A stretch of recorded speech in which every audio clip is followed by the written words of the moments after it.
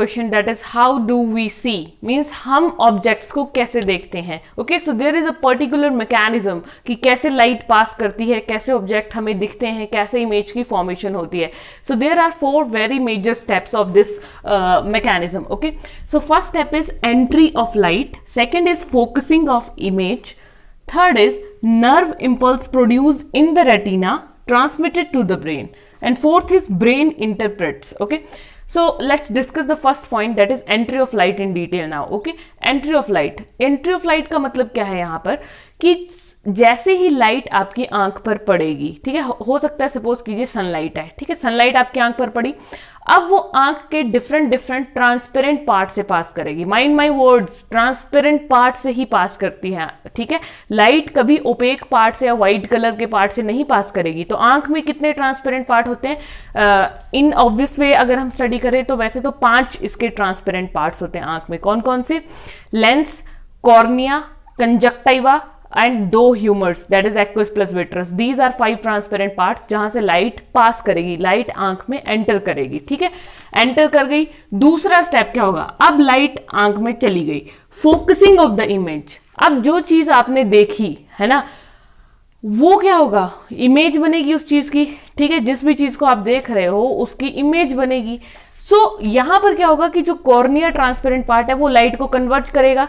Light यहां से फैलते हुए आ रही है और जैसे ही लाइट अंदर पास करेगी इन पार्ट से तो वो कन्वर्ज मींस इकट्ठी होती जाएगी. ठीक है, कॉर्निया के कर्वेचर से कन्वर्ज करेगी, देन लेंस से कन्वर्ज करेगी एंड अल्टीमेटली जो last part that is retina पे जाके इमेज की फॉर्मेशन होगी. ओके, जैसे ही इमेज बन जाएगी तो जो रेटिना होता है उस पर हमेशा किस तरह की इमेज बनती है? That is inverted and real image बनती है. We will discuss what are these. Okay, so retina पे इन्वर्टेड एंड रियल इमेज बन जाएगी. ठीक है, मींस उल्टी इमेज बनेगी. जो हमें दिख रहा है उसकी उल्टी. अगर हम किसी को सीधा देख रहे हैं तो वो हमें इन्वर्ट दिखेगा.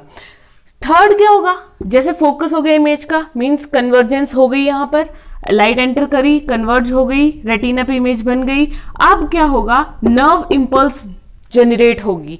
कहां जनरेट होगी? रेटिना पे, क्योंकि इमेज कहां बनी? रेटिना पे. तो रेटिना एक नर्व इंपल्स जनरेट करेगा और उस इंपल्स को ब्रेन में ट्रांसफर कर देगा. सो वी नो कि ब्रेन का कौन सा पार्ट विजन के लिए रिस्पॉन्सिबल होता है? That is cerebrum. सेरिब्रम में विजन का साइट होता है. तो सेरिब्रम में जाके इमेज वहां पर बन जाएगी. ठीक है, नर्व का ट्रांसफर होगा एंड अल्टीमेटली जब सेरिब्रम हमारी हेल्प करेगा विजन में तो फिर ब्रेन उस चीज को क्या करेगा? इंटरप्रेट करेगा. अब डिपेंड करता है, हो सकता है हमारी आंख ने चीज सीधी देखी लेकिन ब्रेन के पास अलग अलग तरीके हैं चीजों को इंटरप्रेट करने के. वो अपराइट चीजों को इन्वर्टेड भी देख सकता है, सीधे को उल्टा देख सकता है, टेढ़े को सीधा देख सकता है. ओके, सो इस तरह से ये 4 स्टेप होंगे. सबसे पहले लाइट एंटर करेगी, देन कन्वर्जेंस होगा लाइट का थ्रू कॉर्निया एंड लेंस. ठीक है, लाइट एंटर हमेशा ट्रांसपेरेंट पार्ट से करेगी and then nerve impulse produce हो जाएगी. जब यहाँ पे रेटिना में इमेज बनेगी तो रेटिना में ही नर्व इंपल्स प्रोड्यूस होगी. अब नर्व इंपल्स जाती कहाँ है? फिर ब्रेन में जाएगी. ब्रेन में क्या होती है? Vision site, that is cerebrum पे. तो सेरिब्रम पे वहां पर नर्व इंपल्स क्रिएट हो जाएगी एंड अल्टीमेटली ब्रेन इमेज को इंटरप्रेट करेगा in different ways. How do we see? तो इसी कॉन्सेप्ट के अंदर एक बहुत ही important term that is accommodation. Accommodation आती है. एकोमोडेशन का मतलब क्या होता है? जगह. बोलते हैं ना एक नई एकोमोडेशन देखो, आपने ऐसा भी सुना होगा.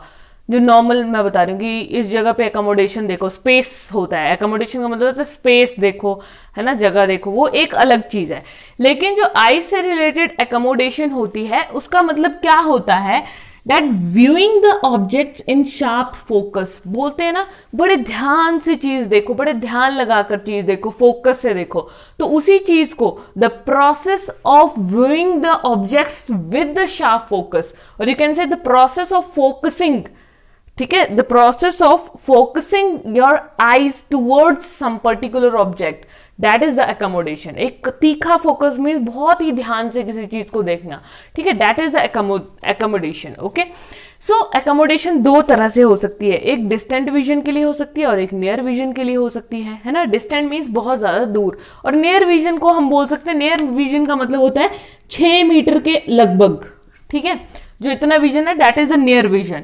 तो नियर विजन में जो लेंस की स्थिति है वो कैसी होगी, लेंस बिकम थिकर लेंस होता है नियर विजन में। लेकिन अगर बात करें हम डिस्टेंट विजन में, जो दूर की चीज हम देख रहे हैं, तो उसमें लेंस थिनर होता है, पतला। कैसे, जैसे ये है डिस्टेंट ऑब्जेक्ट है, मीन्स यहां देखिए डिस्टेंट ऑब्जेक्ट जब भी हम बनाते हैं तो ये जो ऑब्जेक्ट से रेज आती है ना, उसको हम दूर दूर ही बनाएंगे, क्योंकि ऑब्जेक्ट दूर है तो हमें एग्जैक्टली पता नहीं है कि रेज कहां से आ रही हैं। ठीक है, there is no definite focus but we are trying to focus. Okay, यहां पर ये नियर ऑब्जेक्ट है, तो यहां पे आप देखिए मैंने दोनों रेज को एक ही पॉइंट पे मिलाया, क्योंकि वो हमें प्रॉपर पता है कि इसी ऑब्जेक्ट से आ रही है और यहाँ पे नजदीकी ऑब्जेक्ट है, 6 मीटर के डिस्टेंस पे होगा। लेकिन यहां पर एक कंफर्मेशन, इसलिए रेज को भी दूर दूर बनाया जाता है। ठीक है, सो जैसे ही रेज हमारी आंख पर पड़ रही है, बहुत दूर से रेज आ रही है, ओके, ऑब्जेक्ट से आ रही है, डिस्टेंट ऑब्जेक्ट से रेज आई, लेंस पर पड़ी। Lens is a transparent object as I have told you. तो लेंस एक ट्रांसपेरेंट थिंग है, तो उसमें अगर लाइट पड़ेगी तो वो सीधा जाके कहां जाती है, रेटिना में, जैसा कि हमने मैकेनिज्म में पढ़ा था अभी। ठीक है, रेटिना पे इमेज पड़ जाएगी, है ना, कन्वर्ज करेगी लाइट रेटिना पे जाके और इमेज यहां पर बन जाएगी। लेकिन यहां पर और भी होगा। देखिए लेंस के साथ क्या लगे होते हैं, लेंस को सपोर्ट कौन प्रोवाइड करता है, बहुत इंपॉर्टेंट दो चीजें, एक होता है सिलियरी मसल्स और सपोर्टिंग सिस्टम में सस्पेंसरी लिगामेंट। तो जैसे ही लेंस पर दूर से लाइट आएगी तो लेंस खुद को थिन कर लेगा, पतला कर लेगा। ऐसा पतला क्यों हो रहा है, क्योंकि इस स्टेज में जो सिलियरी मसल्स हैं वो रिलैक्स कर रही हैं और सस्पेंसरी लिगामेंट जो बिल्कुल टाइट हो गया है। ठीक है, सस्पेंसरी लिगामेंट कैसा हो जाता है इस स्टेज में, क्योंकि लेंस पर लाइट पड़ी तो वो लेंस को सपोर्ट करने वाला है, तो वो बिल्कुल टाइटनिंग हो जाएगी उसके। अगर वो टाइट होगा, जो इसका सपोर्ट सिस्टम जो है लेंस का वही टाइट हो जाएगा, तो लेंस भी क्या होगा, पतला हो जाएगा। और मसल्स क्या कर जाएंगी फिर, जब लिगामेंट टाइट हो रहे तो मसल्स विल रिलैक्स, अपोजिट काम करेंगी दोनों एक दूसरे के। ठीक है, तो इस तरह से ये है डिस्टेंट विजन का इमेज कैसा बनेगा आंख पर। ठीक है, कैसे होगा। अगर नियर विजन की बात करें 6 मीटर के अंदर अंदर, तो लेंस जो है वो थिकर होता है। ठीक है, लेंस थिकर हो जाएगा, ये देखिए, I hope you can see the difference. Okay, like यहां पर लेंस बहुत पतला हो गया और यहां पर लेंस मोटा है, यू कैन विजुअलाइज दिस। ठीक है, यहां पर इतना है गैप, ये देखिए, दिस इज द लेंस। ठीक है, इतना गैप है अगर लेंस की बात करें, लेकिन यहां पे लेंस जो है वो बहुत ही पतला है। ठीक है, ये बहुत पतला है, ये मोटा है, थिक लेंस। तो लाइट जो है वो नियर ऑब्जेक्ट से आई, एक ही ऑब्जेक्ट से निकल रही है, पता है हमें एग्जैक्ट लोकेशन। आएगी लाइट, लेंस पर पड़ेगी और सीधा जाके रेटिना पर कन्वर्ज कर जाएगी, इमेज बन जाएगी। लेकिन यहां क्या होगा, बिल्कुल इसके अपोजिट प्रोसेस। यहां पे सस्पेंसरी लिगामेंट ढीले पड़ेंगे तभी तो लेंस ढीला पड़ेगा। मीन सस्पेंसरी लिगामेंट ने इतना जकड़ के नहीं रखा है लेंस को, तो लेंस क्या रहेगा, रिलैक्स रहेगा। लेकिन सिलियरी मसल्स क्या करेंगी फिर, कॉन्ट्रैक्ट। तो इस तरह से एकोमोडेशन एंड विजन का मैकेनिज्म होता है। ओके।